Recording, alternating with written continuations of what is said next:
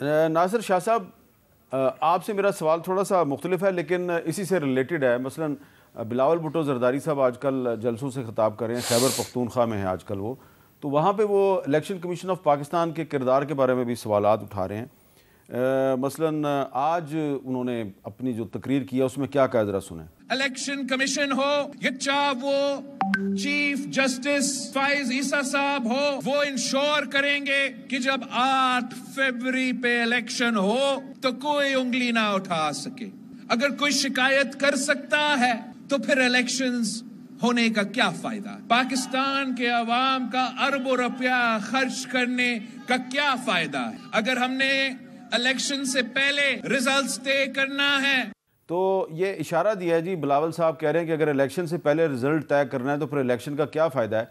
लेकिन शाह साहब, आज के जो अखबारात हैं उसमें आपकी पार्टी के साबिक सदर आसिफ अली जरदारी साहब का एक बयान शाया हुआ है जिसमें वो कह रहे हैं कि इलेक्शन कमीशन पर हमें एतमाद है और उम्मीद है कि इलेक्शन कमीशन शफाफ इंतखाबात कराएगा।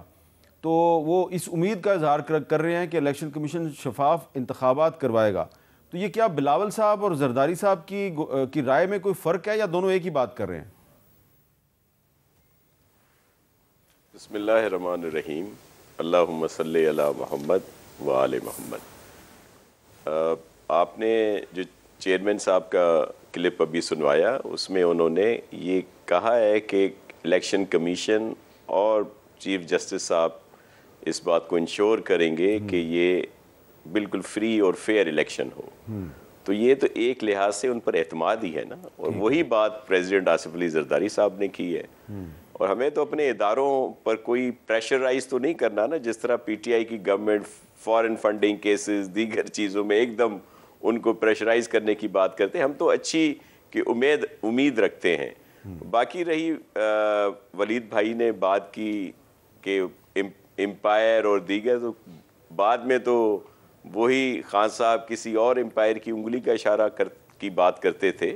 जब तक वो क्रिकेट की हद तक थे तो वो हमारे भी स्टार थे, हम भी उनकी बहुत इज़्ज़त करते थे। लेकिन जो तर्ज सियासत उन्होंने इख्तियार किया, आपको याद होगा कि असेंबली में जब भी कोई ऐसा वक्त आता था तो चेयरमैन बिलावल साहब भी कहते थे, मियाँ शहबाज शरीफ साहब भी कहते थे, या और दीगर सियासी रहनुमा भी कहते थे कि हम आपके साथ हैं, लेकिन वो किसी से बात करने को तैयार नहीं थे। और फिर बाद में भी और बहुत सारी चीज़ें सामने आई, और जिस तरह की अभी ये बात कर रहे हैं तो इलेक्शन 2018 तो सबके इल्म में है कि कैसे हुआ। अभी रांझा साहब मेरे मोहतरम है, वो भी बता रहे थे कि किस तरह रिजल्ट कुछ हुआ।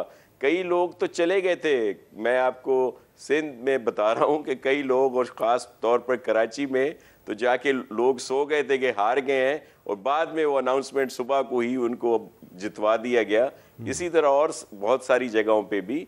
और जो लेवल प्लेइंग फील्ड की बात हो रही है, अगर चेयरमैन साहब ने जब कही थी तब किसी का नाम तो नहीं लिया था। खामखा लोग अपनी दाढ़ी में तिनका ढूंढने लग गए, हमने तो किसी का नाम नहीं लिया। बाद में फिर जाहिर है चीज़ें जो हुई, बयानात की एक सिलसिला शुरू हो गया जो नहीं होना चाहिए था। ये बात क्यों हो रही है? देखें, मोहतरम मियाँ नवाज शरीफ साहब हमारे लिए इंतहाई मोहतरम है। पीपल्स पार्टी कहती है, मैं पहले भी कह चुका हूँ, कि आके अपना रोल अदा करें। वेलकम किया जलसे पे, उनके शानदार जलसे पे मुबारकबाद दी।